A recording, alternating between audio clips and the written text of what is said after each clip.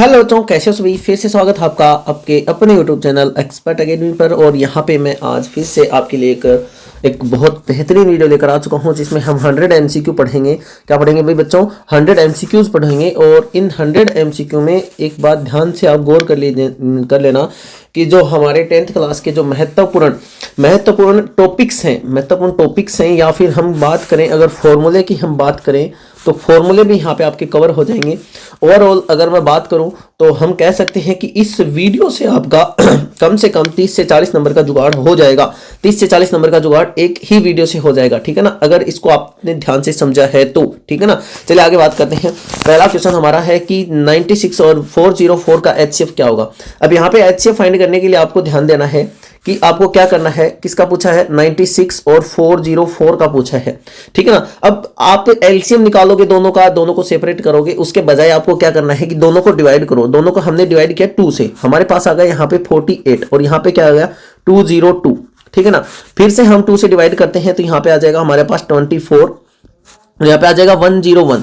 अब ये 101 ऐसी संख्या है जो किसी से भी डिवाइड नहीं होगी। मतलब यहाँ पे आपके पास आपको ध्यान क्या देना है? आपको ध्यान ये देना है कि भाई एक टाइम के बाद ये जो दोनों संख्याएं हैं वो एक ही नंबर से डिवाइड होना बंद हो जाएंगी। 2 से डिवाइड हुआ, 2 से डिवाइड हुआ, और इसके बाद अगर हमें इनको डिवाइड करना है तो अलग अलग नंबर से डिवाइड करना पड़ेगा। कहने का मतलब 24 अलग नंबर से डिवाइड होगा और 101 अलग से डिवाइड होगा। तो यहाँ से हमें ये समझ में आती है कि भाई यहाँ से इनका जो HCF है ये ही इनका HCF होगा। 2 into में 2 इट मींस 4। क्या हो जाएगा भाई? HCF इनका हो जाएगा 4। तो ऑप्शन नंबर बी यहाँ पे आपका राइट आंसर हो जाएगा, ऑप्शन नंबर बी 4, ठीक है ना। पाई एक कौन सी संख्या है? पाई कौन सी संख्या भाई? परिमेय, अपरिमेय, पूर्णांक, अभाज्य। तो पाई जो है, पाई का एक्चुअल वैल्यू कोई भी नहीं बता सकता। अगर आप जैसे हमने पढ़ा है कि पाई की वैल्यू 22/7 होती है। हमने पढ़ा है कि पाई की वैल्यू जो है 3.14 भी होती है। लेकिन 3.14 है ना, जब आप 22 को आप 7 से कभी डिवाइड करके देखोगे तो कभी भी कोई भी अल्टरनेट पैटर्न रिवाइज नहीं होगा, है ना, पैटर्न रिपीट नहीं होगा। हर बार एक नया नंबर आता जाएगा आपके पास, कोई भी पैटर्न आपको देखने को नहीं मिलेगा और कंप्लीटली आप इसको डिवाइड भी नहीं कर पाओगे। इसलिए हम कह सकते हैं कि पाई एक कैसी संख्या है भाई बच्चों? पाई यहाँ पे हमारे पास एक अपरिमेय संख्या है। कैसी भाई? अपरिमेय संख्या है, ठीक है ना। 15, 18 और 24 का एलसीएम क्या होगा? एलसीएम आप निकाल सकते हो, बेसिक तरीका है आपके पास, ठीक है ना। 15, 18 और 24 इनका क्या निकालना है? हमें एलसीएम निकालना है। चलो कर देते हैं। 2 से डिवाइड करते हैं हम इसको, यहाँ पे आ जाएगा 15 ही रहेगा, एज इट इज 15 ही रहेगा। यहाँ पे आ जाएगा 9 आ जाएगा आपका, यहाँ पे आ जाएगा 12 आ जाएगा। फिर से हम 2 से डिवाइड करते हैं तो यहाँ पे आ जाएगा हमारे पास 15, यहाँ पे हमारे पास 9 रहेगा और यहाँ पे हमारे पास 6 बच जाएगा। और फिर से हम 2 से डिवाइड करते हैं तो हमारे पास यहाँ पे 15 ही रहेगा, यहाँ पे हमारे पास 9 ही रहेगा और यहाँ पे आ जाएगा 3। अब यहाँ पे हमें इसको किससे करना पड़ेगा? 3 से। तो यहाँ पे आ जाएगा 5, यहाँ पे आ जाएगा 3, यहाँ पे आ जाएगा 1। फिर से हम 3 से करते हैं तो फिर से ध्यान दो, यहाँ पे 5, यहाँ पे 1, यहाँ पे 1, और फिर से हमने इसको 5 से किया तो यहाँ पे 1, यहाँ पे 1, यहाँ पे 1, 5 से 15, है ना, 5 से 15, 15 से 45, 45 दूनी 90, 90 दूनी 180 और 180 दूनी 360। तो ऑप्शन नंबर यहाँ पे ए आपका राइट आंसर हो जाएगा, ठीक है ना। चलिए आगे बात करते हैं। 31/25 क्या है? शांत दशमलव प्रसार है। देखो यहाँ पे इसका एक्सप्लेनेशन समझाते हैं आपको। आपको कभी भी कोई नंबर देखने को मिले, मान लो यहाँ पे कोई भी नंबर दिया हुआ है, सपोज दैट हम बात करते हैं ए बी या कुछ भी नंबर दिया हुआ है, ठीक है ना। और यहाँ पे जो डिवाइड में दिया गया है उसकी हम बात करते हैं कि आपको 2 की पावर n इंटू में 5 की पावर n दिया हुआ मिलेगा, या फिर आपको हो सकता है कि कोई भी ऊपर नंबर दिया हुआ है, इसका मतलब ये मिल सकता है कि 2 की पावर n मिल सकता है, ओनली 2 की पावर n मिल सकता है। तो 5 की पावर n हम बना लेंगे खुद, है ना। और या फिर ये मिल सकता है कि a की पावर a बटे में, या फिर ये मिल सकता है a बटे में 5 की पावर n मिल सकता है। ये आपको ध्यान देना है। अब इनमें से कोई भी कंडीशन आपको देखने को मिलती है तो उस कंडीशन में आप क्या बोलोगे? वह संख्या कैसी है भाई? शांत है। क्या है भाई? शांत है, ठीक है ना। तो यहाँ पे ध्यान देंगे आप, ये जो हमारे पास नंबर लिखा हुआ है 31/25, ये 5 की पावर 5 होता है भाई। क्या होता है भाई? 5 की पावर 5 होता है। तो मैंने आपको बताया कि यहाँ पे आपको कभी भी नीचे 5 की कोई भी पावर मिल जाती है, या 2 की कोई भी पावर मिल जाती है, या दोनों के साथ में पावर मिल जाती है, तो वह आपका नंबर शांत ही होगा। ये बिल्कुल ध्यान से देखेंगे आप, ठीक है ना। तो कैसा नंबर हो जाएगा भाई? ये शांत हो जाएगा। ऑप्शन ए यहाँ पे आपका राइट आंसर हो जाएगा। चलिए आगे बात करते हैं। सबसे छोटी अभाज्य संख्या क्या है? देखो सबसे छोटी अभाज्य संख्याओं की बात करें तो 2 हो जाएगी, फिर हमारे पास 3 हो जाएगी, फिर 5 हो जाएगी, फिर 7 हो जाएगी, फिर 11 हो जाएगी, फिर 13 हो जाएगी, फिर 17 हो जाएगी, फिर 19 हो जाएगी। और अगर हम बात करें तो 0 से लेकर 100 तक के बीच कितनी अभाज्य संख्याएं हैं? तो टोटल यहाँ पे हमारे पास 25 अभाज्य संख्याएं हैं। ध्यान देंगे इस बात पे।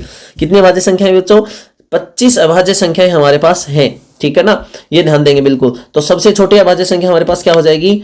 2 हो जाएगी, ठीक है ना। चलिए आगे बात करते हैं। दो संख्याओं का गुणनफल किसके बराबर होता है? एक हम थ्योरम पढ़ते हैं कि हम पढ़ते हैं अगर a इंटू में b कोई नंबर है तो इन दोनों नंबर्स का प्रोडक्ट हमारे पास होगा LCM of a and b into में HCF of a and b। ये ध्यान से देखेंगे कि दोनों a एंड b का LCM, a एंड b का LCM और a एंड b का HCF, ये चीजें आपको ध्यान से देखनी है, ठीक है ना, कि LCM और HCF इनके क्या होंगे? बराबर होंगे। ये थ्योरम है, आपको हमेशा याद रखनी है, ठीक है ना, कि A और B का प्रोडक्ट जो है उन दोनों के LCM और HCF के प्रोडक्ट के बराबर होगा। अब यहाँ पे देखो हमें कह रहा है कि दो संख्याओं का गुणनफल किसके बराबर होता है? उनके LCM और HCF के गुणनफल के बराबर होता है। तो ऑप्शन बी यहाँ पे आपका राइट आंसर हो जाएगा। संख्या हमें नहीं दी गई, हमें सिर्फ इतना पूछा किसके बराबर होता है, तो LCM इंटू में HCF के बराबर हो जाएगा। 3 + √5 एक कैसी संख्या है? तो यहाँ पे ध्यान देंगे कि √5 एक अपरिमेय संख्या है। कैसी है भाई? जो रूट के अंदर किसी का भी परफेक्ट स्क्वायर नंबर नहीं होता। जैसे मैं बात करूं 2 की, जैसे मैं बात करूं 3 की, जैसे मैं बात करूं 5 की, जैसे मैं बात करूं 6 की, जैसे मैं बात करूं 7 की, जैसे मैं बात करूं 8 की, ये सारी की जितनी भी संख्याएं हैं आपके पास कैसी संख्याएं रहेंगी भाई? अपरिमेय संख्या रहेंगी। तो रूट के अंदर अगर किसी अपरिमेय संख्या के अंदर कोई भी संख्या ऐड कर दी जाती है, जैसे मैं √5 के अंदर कोई भी संख्या ऐड कर दूं तो यह भी अपरिमेय ही रहेगी। कैसी रहेगी भाई? अपरिमेय संख्या ही रहने वाली है। ध्यान देंगे आप इस बात पे, ठीक है ना। तो ऑप्शन बी यहाँ पे आपका राइट आंसर हो जाएगा कि ये कैसी संख्या? एक अपरिमेय संख्या है। चलिए बात करते हैं 2 की पावर 3 इंटू में 3 इंटू में 5 और 2 की पावर 2 इंटू में 5 का HCF क्या होगा? यहाँ पे ध्यान से देखना आप, यहाँ पे लिखा हुआ है 2 इंटू में 2 इंटू में 2 इंटू में 3 इंटू में 5 और यहाँ पे लिखा हुआ है 2 इंटू में 2 इंटू में 5, है ना, यही देखने को मिल रहा है। अब ध्यान से देखेंगे यहाँ पे कॉमन क्या है? ये तो कॉमन है, एक ये चीज कॉमन है और एक ये कॉमन है। जो कॉमन है हम उसको राइट डाउन कर लेंगे। 2 इंटू में 2 इंटू में 5 हो गया हमारे पास 10 दूनी 20 दूनी 20 आ जाएगा आपका राइट आंसर, है ना। तो राइट आंसर क्या हो गया? 20 हो गया। ऑप्शन नंबर बी यहाँ पे हमारा राइट आंसर होगा। बहुत बढ़िया क्वेश्चन है, बहुत शानदार क्वेश्चन है आपका। हर कॉन्सेप्ट, हर तरीके का कॉन्सेप्ट यहाँ पे आपका क्लियर होने वाला है। अगला क्वेश्चन हमारा, द्विघात बहुपद की अधिकतम घात कितनी होती है? देखो द्विघात बहुपद हमारे पास होता है ये ax square plus bx plus c हमारे पास कोई भी द्विघात बहुपद का सरलतम रूप होता है। अच्छा, तो द्विघात बहुपद की अधिकतम घात कितनी होगी? देखो यहाँ पे आपको दिख रही होगी, इसकी अधिकतम घात जो है हमें वेरिएबल की देखनी है, ना कि कांस्टेंट पावर की, ठीक है ना। वेरिएबल जो है x या फिर y मिलेगा या फिर कोई भी वेरिएबल मिलता है उसकी देखनी है पावर, ठीक है। तो यहाँ पे हमें मैक्सिमम पावर कितनी है? मैक्सिमम पावर की अगर हम बात करें, मैक्सिमम पावर की अगर हम बात करें तो कितनी है? यहाँ पे 2 है। तो यहाँ पे हमारे पास राइट आंसर हो जाएगा ऑप्शन नंबर बी। बहुपद x स्क्वायर माइनस 3 के शून्यक क्या होंगे? देखो ध्यान से, यहाँ पे अगर मैं शून्यक का मान की वैल्यू बात करूं तो यहाँ पे x माइनस 3 बराबर 0 होना चाहिए। मतलब शून्यक वही होंगे जो इस वैल्यू को, जहां पे अगर हम x की जगह पे वो वैल्यू पुट करते हैं तो हमारे पास आंसर 0 आ जाता है। ये हमारे पास शून्यक होते हैं, ठीक है। चलिए बात करते हैं। तो x square minus 3 equal to 0 है, ठीक है। तो यहाँ पे आप ध्यान देंगे कि x स्क्वायर इक्वल टू में 3 लेके जाऊंगा, इधर प्लस का जाएगा और x इधर से मैं हटाऊंगा तो इधर से हम स्क्वायर हटाएंगे तो इधर लगेगा रूट, और रूट लगने के बाद भी इसके साथ एक बार प्लस का माइनस का एक दोनों साइन आएंगे। क्यों? क्योंकि अगर मैं प्लस का √3 रखता हूं तो भी मेरे पास 3 आएगा और मैं माइनस का √3 लेता हूं तब भी मेरे पास 3 आएगा, ठीक है ना। तो ऑप्शन बी यहाँ पे आपका, ऑप्शन बी नहीं है सॉरी, कौन सा है? हाँ, ऑप्शन बी है यहाँ पे आपका राइट आंसर हो जाएगा। प्लस का √3 और माइनस का √3, ठीक है ना। Alpha and beta x square plus bx plus c के क्या है? शून्यक है। अल्फा एंड बीटा इसके क्या है भाई? शून्यक है। तो हमें ज्ञात करना है कि a प्लस b का मान क्या होगा। अब ध्यान देंगे कि अगर हमें कोई भी बहुपद दिया गया हो, ax square plus bx plus c बराबर 0 दिया गया हो, ये हमें कोई बहुपद दिया गया है और हमसे इसमें पूछ रहा है कि भाई इसका इसकी जो है योग क्या होगा, अल्फा और बीटा इसके क्या है, शून्यक है। तो ध्यान देंगे, सबसे पहले आपको एक्स स्क्वायर का गुणांक जो है वो 1 बनाना है। हमने कर लिया एक्स स्क्वायर प्लस बी बटे में ए इंटू में एक्स प्लस सी बटे में ए इज इक्वल टू 0। अब यहाँ पे जो वैल्यू आपको दिख रही है, देखो मैं इसको थोड़ा हाईलाइट कर देता हूं, ये जो वैल्यू आपको दिख रही है यही वैल्यू आपका क्या है, योग है। लेकिन बशर्ते ध्यान क्या देना है आपको कि यहाँ पे जो साइन आएगा उसका अपोजिट साइन आपका योग रहेगा, माइनस बी बटे में ए रहेगा, ये ध्यान देना है बिल्कुल अच्छे से। तो ऑप्शन बी यहां पे हमारा राइट आंसर हो जाएगा, माइनस का बी बटे में ए। एक रैखिक युग्म की एक रैखिक बहुपद की घात क्या होती है। अब घात के लिए बात करेंगे यहाँ पे, रैखिक युग्म कौन सा होता है जिसकी मैक्सिमम पावर जो है क्या हो, 1 हो, उसको हम रैखिक युग्म कहते हैं या रैखिक बहुपद कहते हैं। तो सी ऑप्शन यहाँ पे आपका राइट आंसर हो जाएगा। अच्छा, इसका रूप अगर लिखना चाहें तो हम ये लिख सकते हैं ax प्लस सी बराबर 0। अब इसमें आप देखो कि x की मैक्सिमम पावर कितनी है, 1 है, तो एक रैखिक बहुपद है। मैं लिख दूं यहाँ पे 2x प्लस 1, ये भी एक रैखिक बहुपद है, ठीक है ना। चलिए आगे बात करते हैं। X square minus 2x minus 8 के शून्यकों का गुणनफल क्या होगा। अभी भी मैंने बताया था आपको कि किसी भी बहुपद को अगर हमें लिखना है उसके शून्यकों का गुणनफल और योग के रूप में, तो मान लेंगे अगर अल्फा एंड बीटा इसके क्या है, शून्यक है, तो इसका रूप होगा x square minus alpha plus beta into में एक्स प्लस अल्फा बीटा। ये यहाँ पे इसका रूप लिखा जाता है आपको, ठीक है ना, ध्यान देना, ये इसका क्या लिखा जाता है, रूप लिखा जाता है। देखो ध्यान से, अब यहाँ पे देखो अल्फा एंड बीटा, ये यहाँ पे प्रोडक्ट है, ये क्या है आपका गुणनफल है, क्या है भाई, गुणनफल है। और यहाँ पे ये जो दे रखा आपका प्यास क्या है, योग है, क्या है भाई, जो योग है। तो गुणनफल की जगह पे देखो क्या आ रहा है, वैल्यू माइनस का 8 आ रही है, तो ऑप्शन बी यहाँ पे आपका राइट आंसर हो जाएगा। अच्छा, मान लो आपसे योग पूछे, तो योग की जगह देखो यहाँ पे माइनस का साइन है, माइनस का साइन है, कंपेरिजन करके देखना आपको, यहाँ पे माइनस का साइन है, यहां पे देखो माइनस का साइन है, यहां पे भी माइनस का साइन है, यहां पे भी माइनस का साइन है। अब कंपेयर फर्क किसका आ रहा है, 2 का। यहां पे क्या आ रहा है, अल्फा प्लस बीटा, तो इसका योग अगर पूछे तो योग हमारे पास क्या हो जाएगा, 2 हो जाएगा। ये हो जाएगा हमारे पास योग, क्या हो जाएगा भाई, योग हो जाएगा। इस बात पे जरा सा ध्यान देने की कोशिश करेंगे,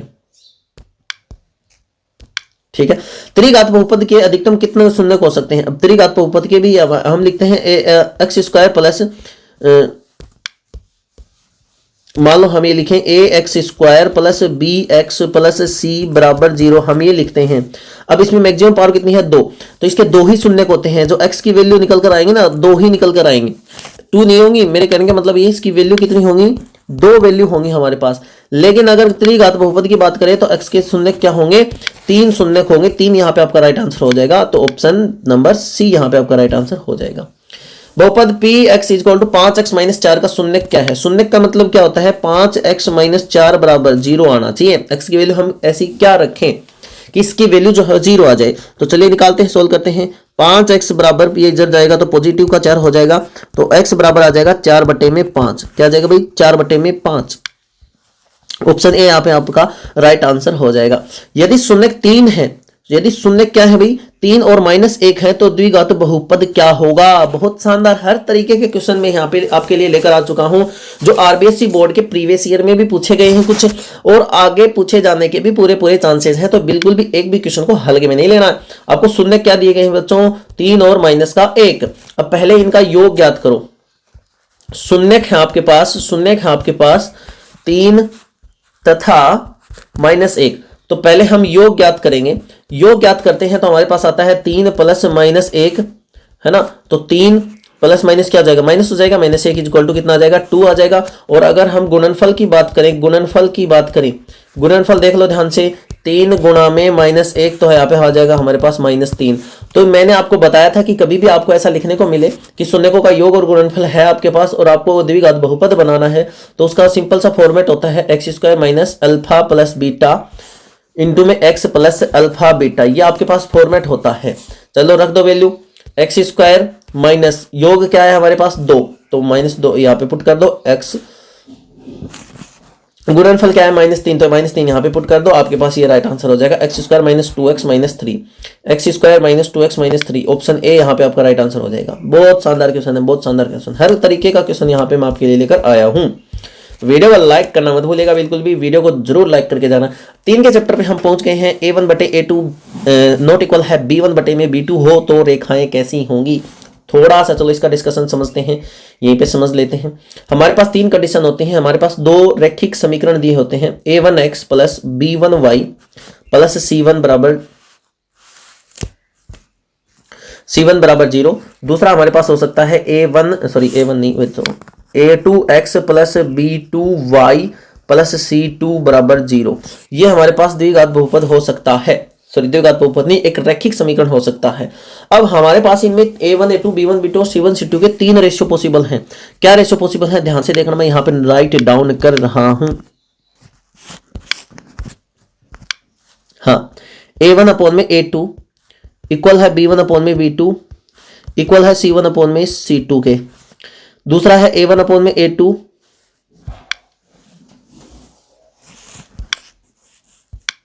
देखो ध्यान से, दूसरा है a1 अपॉन में a2 नॉट इक्वल है b1 अपॉन में b2 के, है ना। और c1 c2 चाहे हो या ना हो कोई फर्क पड़ता नहीं है, ठीक है। चलिए आगे बात करते हैं। तीसरा हमारे पास हो जाएगा a1 अपॉन में a2, अरे के हो गया तेरे पच्छी बेक हो जावे, हाँ a1 अपॉन में a2, ठीक है। और ये तो b1 अपॉन में b2 के इक्वल है, लेकिन नॉट इक्वल है c1 अपॉन में c2 के। ये तीन कंडीशंस हमारे पास यहाँ पे मौजूद है। अब पहली कंडीशन यहाँ पे ध्यान से नोट करना यहाँ पे आपने आपकी ये जो टेबल है ये बुक में भी दी गई है, बिल्कुल ध्यान से उसको समझ लेना है। चलिए बात करते हैं a1 अपॉन में 2। अगर ये रेखाएं ऐसा हो तो ये रेखाएं समपाती होती हैं। कैसी होती है भाई, समपाती होती है, मतलब एक ही रेखा के ऊपर दूसरी रेखा होती है और इसके अनेक हल होते हैं। क्या होते हैं, क्या होते हैं बच्चों, अनेक हल होते हैं, ठीक है। चलिए आगे बात करते हैं। अगर ऐसा हो तो रेखाएं आपके पास कैसी होंगी, प्रतिच्छेदी रेखाएं होती हैं और इसका केवल क्या होता है, एक हल होता है, केवल एक हल होता है इसका, ठीक है ना। क्या होता है, केवल एक हल इसका हमें देखने को मिलता है।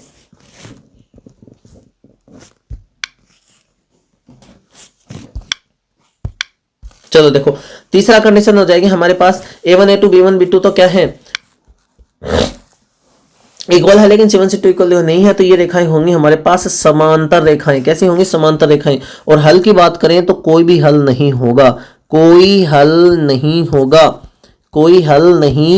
होगा, ये कंडीशन हमारे पास यहाँ पे रहेगी। तो चलिए बात करते हैं, यहाँ पे हमें क्या दिया गया है, a1 a2 b1 b2 not equal है a1 a2 b1 b2 ही इक्वल नहीं है, तो ये रेखाएं हमारे पास प्रतिच्छेदी रेखाएं हो जाएंगी, है ना। समीकरण 2x प्लस 3y बराबर 5 है, x बराबर 1 है, तो y का मान क्या होगा। अब यहाँ पे आपके पास दो अप्रोच है। क्या अप्रोच है, पहली कि आपको इसमें वैल्यू रख सकते हो आप, जैसे मैं यहाँ पे रख देता हूँ 2 इंटू में 1 plus 3y is equal to 5, ठीक है। ये वैल्यू आ गई कितनी, 2 plus 3y is equal to 5, 3y is equal to 5 minus 2, ये 2 इधर जाएगा तो 3 बच जाएगा, और y इज इक्वल टू आ जाएगा 3/3 इज इक्वल टू मतलब 1। ये अप्रोच हो गई आपकी पहली अप्रोच, मतलब एक आंसर तो इसका 1 आएगा। अब आप डायरेक्ट इसको देख सकते हो, देखो ध्यान से, x की वैल्यू 1 पुट कर रहा है, तो y की वैल्यू मैं कितनी पुट करूं कि मेरे पास आंसर 5 आ जाए। अब मान लो आपको तरीका नहीं आता तो आप ऑप्शन से भी ऐसे क्वेश्चनों को कर सकते हो। हम 2 रखेंगे 5 नहीं आएगा, 3 रखेंगे 5 नहीं आएगा, 0 रखूंगा तो 2 ही आ जाएगा। तो 1 रखते हैं ना अगर हम y की जगह पे, और x का तो हमें दे रखा है, अब y की जगह पे भी 1 रख देते हैं तो आंसर कितना आ जाता है, 5 आ जाता है। तो ऑप्शन ए यहाँ पे आपका राइट आंसर हो जाता है। संगत समीकरण युग्म का आलेख कैसा होता है, देखो ध्यान से, संगत की बात करें, दो चीजें हमें देखने को मिलती हैं, संगत और एक हमें देखने को मिलता है असंगत, ठीक है ना, असंगत। एक कंडीशन ध्यान से सुनो, असंगत की कंडीशन जो होती है वो केवल एक होती है, समांतर की जो कंडीशन होगी वो आपके पास असंगत की होगी, और संगत में आ जाएगा आपके पास संपाती भी हो जाएगा, और दूसरा आपके पास कैसा भी हो जाएगा, प्रतिच्छेदी भी हो जाएगा, प्रतिच्छेदी भी रेखा हो जाएगी, ठीक है ना। तो किसकी पूछ रहा है, संगत समीकरण की पूछ रहा है, तो वो हो सकता है प्रतिच्छेदी भी हो और संपाती भी हो, दोनों चीजें पॉसिबल हैं। तो ऑप्शन नंबर बी यहाँ पे हमारा राइट आंसर हो गया है। क्वेश्चन नंबर 20 पे हम आ चुके हैं। आप एक बार एनालाइज करके देखना कि वीडियो में बहुत मेहनत की गई है, बहुत मेहनत से क्वेश्चन को सिलेक्ट किया गया है। 20 मिनट में 20 क्वेश्चन हुए हैं, देखो हर क्वेश्चन का अच्छे से एक्सप्लेनेशन भी मैं आपको बता रहा हूँ। अब ध्यान देना इसमें कि x प्लस वाई बराबर 14 है और x माइनस वाई बराबर 4 है। अब इसमें वैल्यू क्या पुट करें कि देखो यहाँ पे पहला ऑप्शन पुट करके देखते हैं, मैं इसका 9 पुट करता हूँ और इसकी जगह पे 4 पुट करता हूँ, तो मेरे पास 14 आ रहा है, नहीं आ रहा, बहुत सॉरी 5 दे रखा है बच्चों, 5 दे रखा है, देखो ध्यान से अगर मैं x की जगह पे 9 पुट करता हूं, y की जगह पे 5 पुट करता हूं तो मेरे पास 14 आ रहा है, बिल्कुल सही है।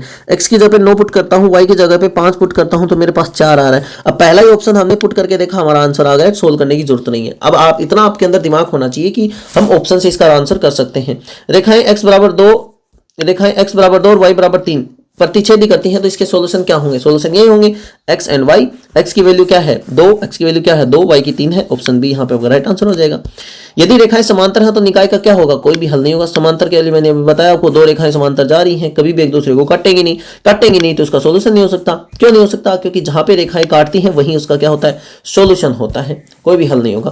के किस मान के लिए इसके अनंत हल होंगे? अनंत हल के लिए मैंने आपको बताया था रेखाएं कैसी होती हैं? समपाती होती हैं, मतलब अनेक हल भी मैंने वहां पे बताया था। तो यहाँ पे आपके पास a1/a2 इक्वल होगा b1/b2 का रेशियो, b1/b2 का रेशियो यहाँ पे आपके पास इक्वल होगा। वैल्यू पुट करो, a1 का मान है आपके पास 1, a2 का मान है आपके पास 5, b1 का मान है आपके पास 2 और b2 का मान है k, 2 और k। क्रॉस मल्टीप्लाई कर दो दोनों को, k को 1 से किया तो k, 5 को 2 से किया तो 10। आपका राइट आंसर हो जाएगा ऑप्शन नंबर ए। ठीक है, चलिए बात करते हैं क्वेश्चन नंबर 24 में देखिए, दो चरों वाले रैखिक समीकरण का मानक रूप होता है। दो चरों वाला रैखिक समीकरण मैंने आपको बताया था, आपका रैखिक की पूछ रहा है तो अभी मैंने बताया था a1x b1y + c1। अब हमने वहां पे दो समीकरण लिए थे इसलिए हमारा वो आंसर आ गया था। द्विघात समीकरण की बात करते हैं। द्विघात समीकरण x² + bx + c, इसका क्या होता है? विविक्तिकर क्या होता है?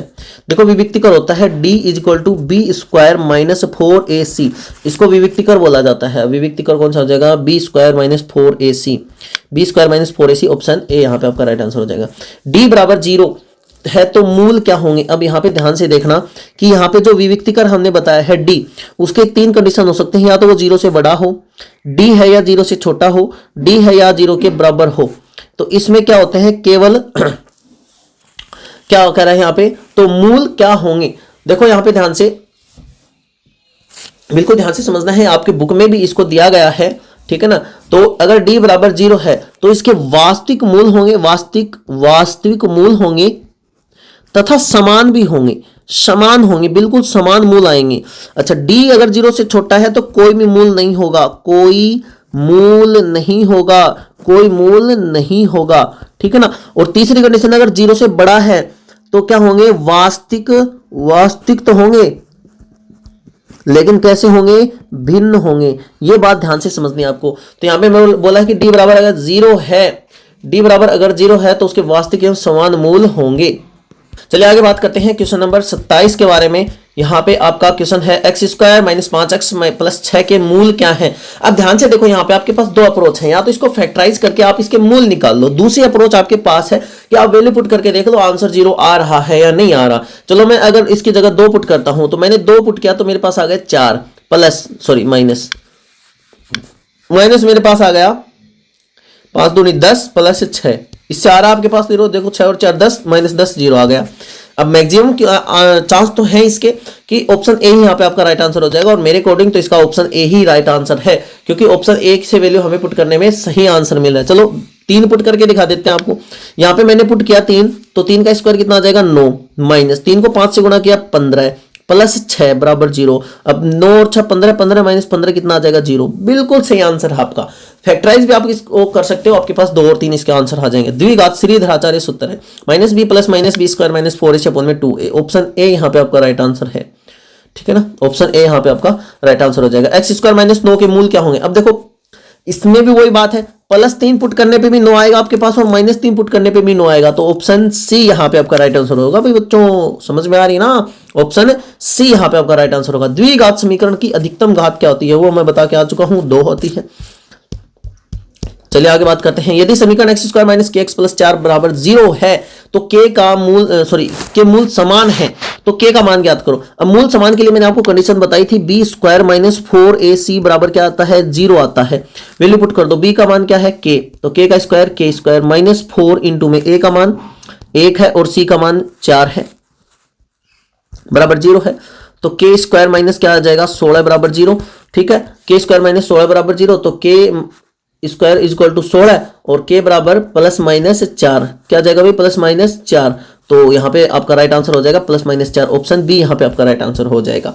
ठीक है ना। शुद्ध द्विघात समीकरण का रूप क्या है, शुद्ध द्विघात समीकरण जो हो जाएगा आपके पास बिल्कुल शुद्ध, जो प्योर द्विघात समीकरण बोला जाता है उसको बोला जाता है x² plus c equal to 0, मतलब उसमें जो b का टर्म है वो नहीं होता है, b की जो टर्म है वो नहीं होती है। समांतर श्रेणी की बात करेंगे, समांतर श्रेणी का थोड़ा सा मैं आपको यहाँ पे फॉर्मूले ही बताऊंगा, ज्यादा जो क्वेश्चन आप देख लेना, एक्सप्लेनेशन आपको खुद को करना है। यहाँ पे हमारे पास है 10 7 4 और इसका 30वां पद पूछा है, तो 30वां पद होता है हमारे पास a30 की बात करेंगे तो a प्लस क्या आ जाएगा 29d आ जाएगा, 29d आ जाएगा। वैल्यू रख दो, a का मान कितना है 10, डी का मान देखो, ए का मान है 10, डी का मान आपके पास देखो 7 - 10 कितना होता है -3, -3 29 को 29 को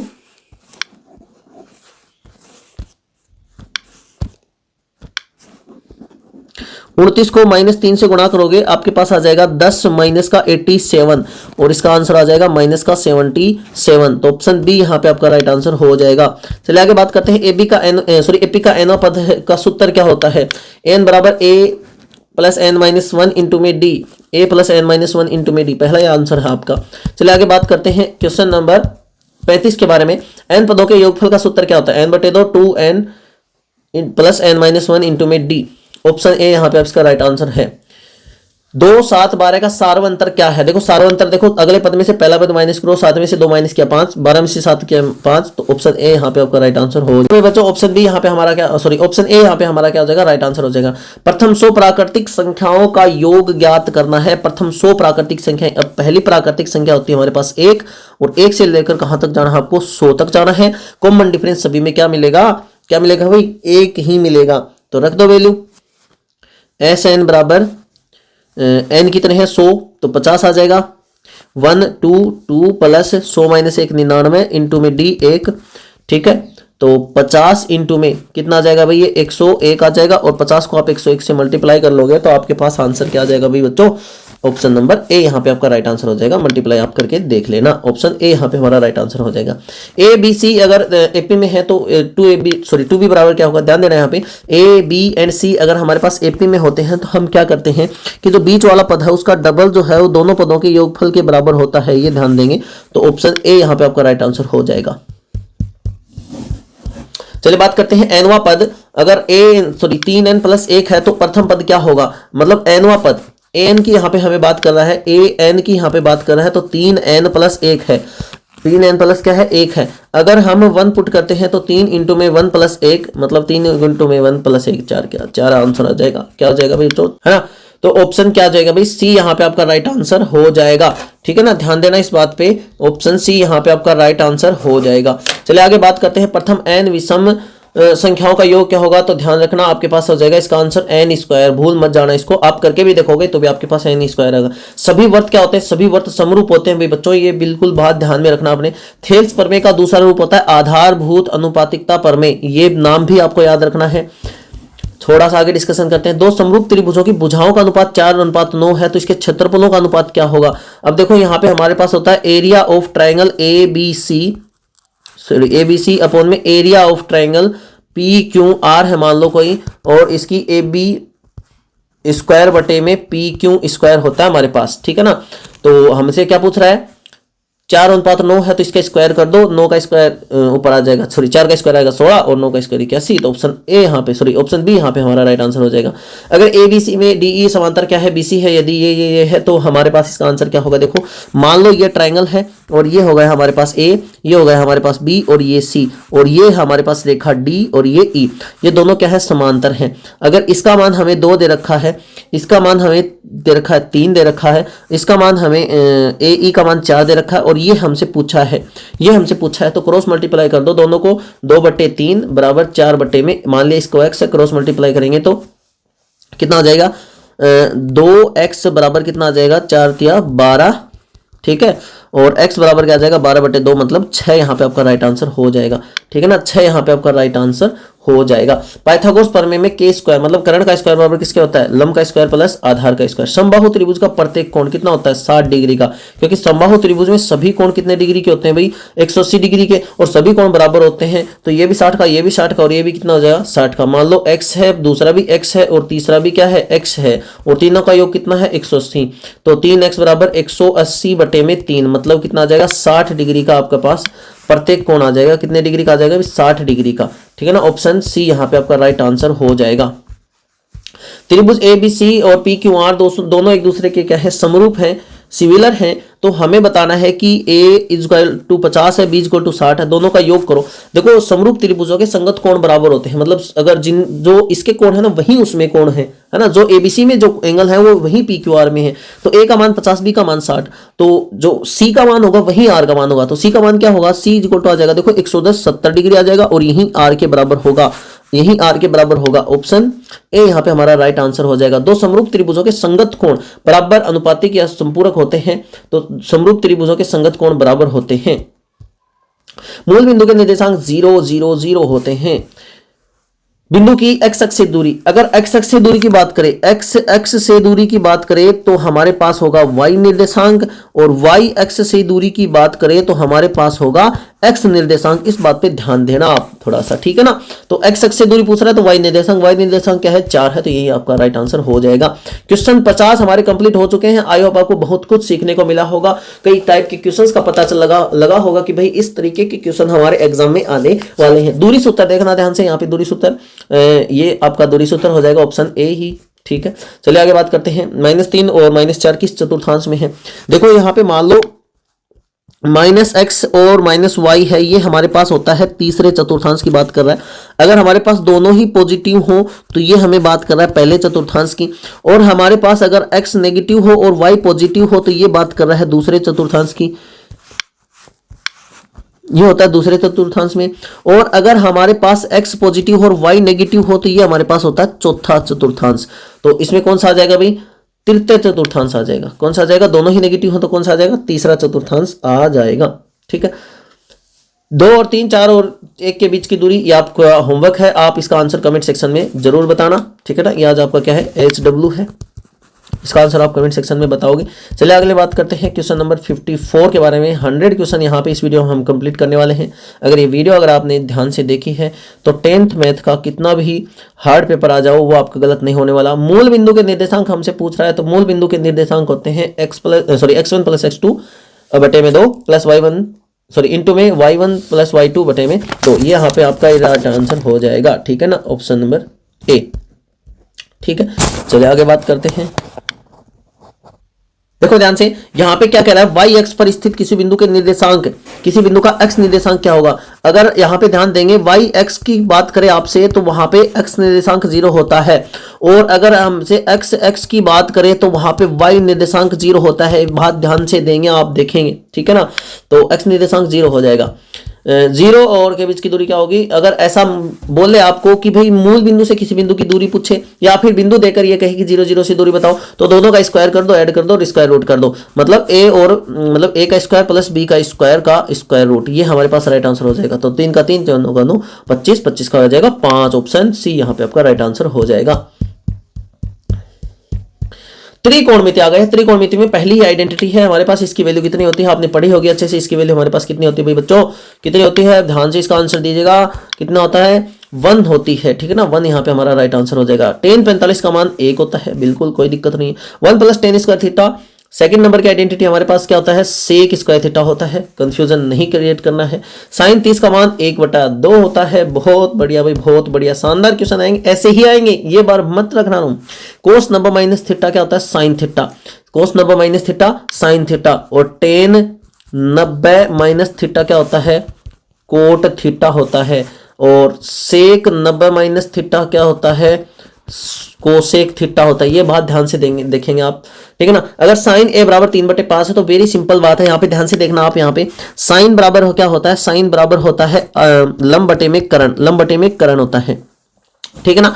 अगर लंब है 3 और कर्ण है 5 तो बेसिकली बात है आधार आपके पास कितना आया होगा, 4 आया होगा पाइथागोरस प्रमेय से, है ना। तो कोस बराबर क्या होता है, कोस बराबर होता है आपके पास आधार बटे कर्ण, तो 4/5, ऑप्शन ए यहाँ पे आपका राइट आंसर हो जाएगा। सेक थीटा किसका व्युत्क्रम होता है, कोस थीटा का।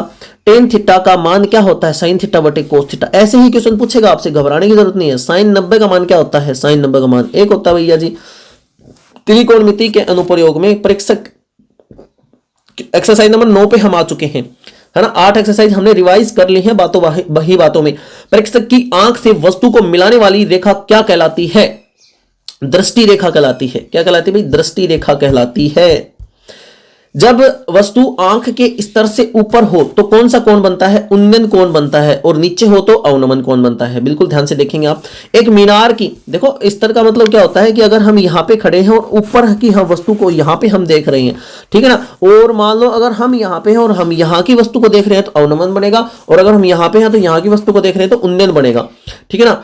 क्वेश्चन नंबर 68, मीनार की छाया की ऊंचाई उसके बराबर है तो सूर्य का उन्नयन कोण कितना होगा, 45 डिग्री होगा। क्यों, क्योंकि देखो यहाँ पे ये मीनार है और ये इसकी छाया है, मतलब ये लंब हो गया और ये आधार हो गया, और दोनों ही बराबर हैं, तो दोनों ही बराबर हैं तो टेन थीटा का मान कितना आएगा, 1 आएगा। कितना आएगा भाई, 1 आएगा। और टेन में 1 कितने का मान होता है, 45 डिग्री का। अवनमन कोण और उन्नयन कोण सदैव क्या होते हैं, बराबर होते हैं। अवनमन और उन्नयन कोण हमेशा क्या होते हैं भाई बच्चों, बराबर होते हैं। दीवार की सीढ़ी से दीवार के साथ सीढ़ी का झुकाव 60 डिग्री है और आधार से दूरी 2 मीटर है तो सीढ़ी की लंबाई क्या होगी। ये क्वेश्चन आपका होमवर्क है, आप करोगे, ये कमेंट सेक्शन में इसका आंसर बताएंगे, ठीक है। ऊंचाई और दूरी में लंब और आधार के प्रयोग के लिए किसका उपयोग करते हैं, टेन का करते हैं। वेरी सिंपल बात है। मतलब एक्सरसाइज नंबर 9 जो हम पढ़ते हैं, 9 के एक्सरसाइज में पूरी में हम टेन का ही यूज करने वाले हैं। क्षैतिज तल से ऊपर देखने पर बना कोण, मैंने बता दिया था अभी, ऊपर जब हम देखेंगे तो अवनमन बनेगा, बताया गया है अभी मैं। क्वेश्चन नंबर 73 पे हम आ चुके हैं। बातों ही बातों में हमने 9 एक्सरसाइज को कंप्लीट कर लिया है। वृत्त के एक बिंदु पर कितनी स्पर्श रेखाएं खींची जा सकती है, यहाँ पे ध्यान से समझना। यहाँ पे मैं सभी प्रकार के क्वेश्चंस वृत्त की स्पर्श रेखाओं से संबंधित लेकर आ चुका हूं। वृत्त के एक बिंदु से, देखो वृत्त के ऊपर कोई बिंदु स्थित है, ये वृत्त है, यहाँ पे कोई बिंदु स्थित है, तो एक बिंदु से एक ही स्पर्श रेखा खींची जा सकती है। पहला ऑप्शन इसका राइट आंसर हो जाएगा। बाह्य बिंदु से वृत्त पर खींची गई स्पर्श रेखाओं की लंबाई हमेशा क्या होती है, बराबर होती है। ये थ्योरम भी है और यहाँ से इस थ्योरम से क्वेश्चन 100% पूछा जाएगा, बिल्कुल कोई झिझक वाली बात है नहीं, ये आपको ध्यान रखना ही है। वृत्त की सबसे बड़ी जीवा क्या कहलाती है, बहुत बढ़िया शानदार, बहुत शानदार क्वेश्चन है। ये वृत्त है तो सबसे बड़ी जीवा केंद्र से होकर गुजरती है, और केंद्र से होकर गुजरती है उसको हम क्या बोलते हैं, व्यास बोलते हैं।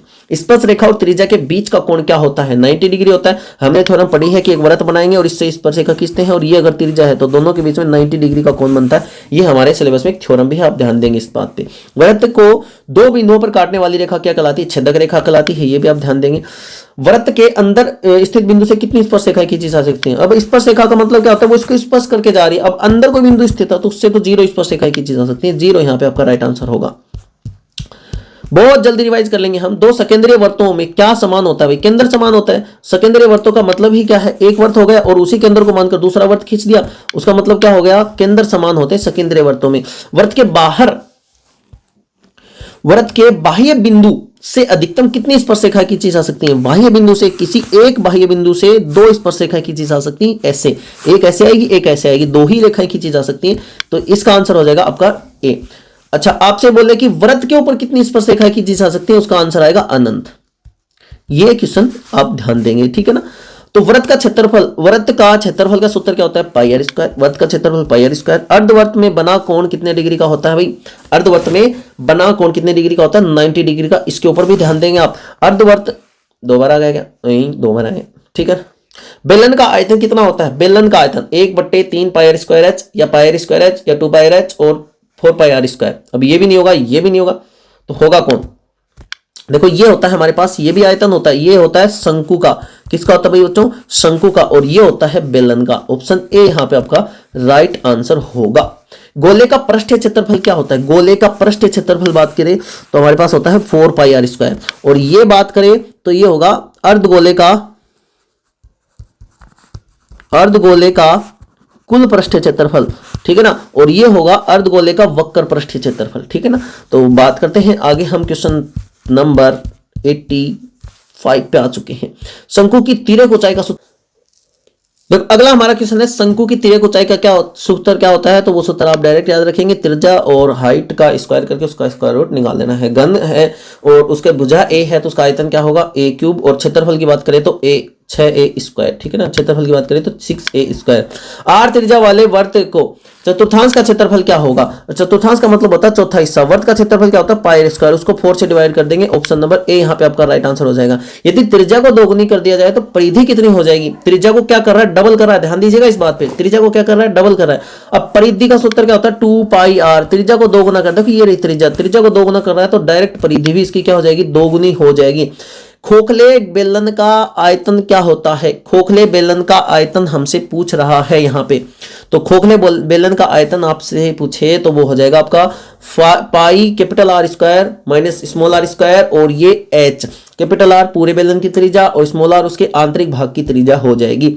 अर्धगोले का कुल पृष्ठीय क्षेत्रफल 2 पाई आर और वक्र पूछे तो 2 पाई आर स्क्वायर, ठीक है। चलिए आगे बात करते हैं। क्वेश्चन नंबर 91 तक हम आ चुके हैं। माध्य हमसे पूछ रहा है 1 3 2 5 9, इन सबको क्या करना है ऐड करना है। इसका आंसर आप मुझे कमेंट सेक्शन में बताएंगे। आपका होमवर्क है कि 1 3 2 5 9 इनका माध्य बताना, इनको ऐड करके, और ये कितनी संख्या है 1 2 3 4 5 से आप डिवाइड कर दोगे आपके पास आंसर आ जाएगा। बहुलक का सूत्र क्या होता है। बहुलक का सूत्र क्या होता है, ये एक थ्योरम होती है। ये थ्योरम कई बार पूछ ली जाती है आपसे डायरेक्ट एग्जाम में, तो आप याद रखेंगे कि बहुलक बराबर होता है आपके पास 3 माध्यिका माइनस 2 माध्य, ये आपके पास होता है, ये आप ध्यान रखेंगे। वर्ग अंतराल 10 से 20 जोड़कर 2 का भाग दे दो 15, यहाँ पे आपका राइट आंसर हो जाएगा। वर्ग चिन्ह पूछा है। निश्चित घटना की प्रायिकता, एक घटना निश्चित है वो होगी ही होगी, उसकी प्रायिकता होती है 1, और जो घटना हो ही नहीं सकती उसकी प्रायिकता होती है 0, ठीक है ना। निश्चित घटना की प्रायिकता होती है, दोबारा रिपीट हो गया, चलो ठीक कोई बात नहीं। एक पासे को फेंकने पर सम संख्या, एक पासे को फेंकने पर 1 आएगा 2 आएगा 3 आएगा 4 आएगा 5 आएगा और 6 आएगा, यही पॉसिबिलिटी बनती है। अब इनमें से सम संख्या कितनी बार आ सकता है 1 2 3, कितनी बार आ सकता है सम, टोटल है 6, तो 1/6 यहाँ पे हमारा राइट आंसर हो जाएगा। सॉरी 1/2 यहाँ पे हमारा राइट आंसर हो जाएगा। असंभव जो घटना हो ही नहीं सकती, अभी मैंने बताया था 0 हो जाएगी उसकी प्रायिकता। चलिए आगे बात करते हैं क्वेश्चन नंबर 97 के बारे में। एक ताश की गड्डी में कुल पत्तों की संख्या, रहे भैया ताश तो बहुत खेली बचपन में, 52 होती है। पीई प्लस पीई बार मतलब घटना हो भी सकती है और नहीं भी हो सकती, दोनों की प्रायिकताओं का योग कितना होता है 1 होता है। अधिकतम बारंबारता वाला पद कहलाता है। अधिकतम बारंबारता, देखो अधिकतम बारंबारता से मतलब है कि सबसे ज्यादा क्या हो रहा है रिपीट हो रहा है, बार बार वह आ रहा है, तो उसको हम बहुतलक बोलते हैं, है ना। मान लो आपसे बोल दिया जाए कि 1 5 7 5 9 3 5 2, इनमें बहुलक क्या है तो 5 है, 3 बार आ रहा है तो बहुलक 5 ही है।